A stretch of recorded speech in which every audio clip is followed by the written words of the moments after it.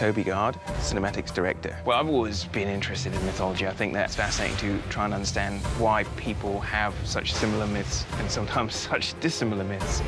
Eric Lindstrom, creative director. It took a lot of time to figure out what the mythology of the game should be, because it's not something to be determined in isolation. In terms of coming up with all the different places she would go, there were visual things to be considered. That leads to the mythology you would find in those places. That leads back to what locations would be affected, and vice versa. When you look back through the cultural past, there's lots of overlap of cultures prior to the point when we can know about them.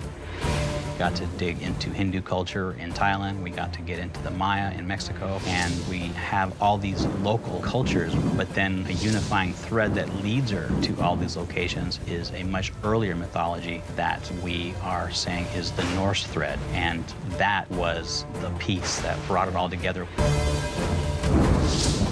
Various myths use different names, but they all apply to the same remnants of the ancient world. In Tomb Raider Underworld, Lara Croft uncovers the truth behind the myth of the Norse civilization. On her journey, she basically realizes that she needs to recover Thor's hammer. Thor's hammer is actually one of the most interesting archaeological pieces of mythology. It's compelling because it's actually so powerful that it is capable of killing immortal gods. As Lara fully uncovers the sort of secrets behind Norse mythology, she realizes that the hammer itself could possibly unleash Ragnarok, the end of the world.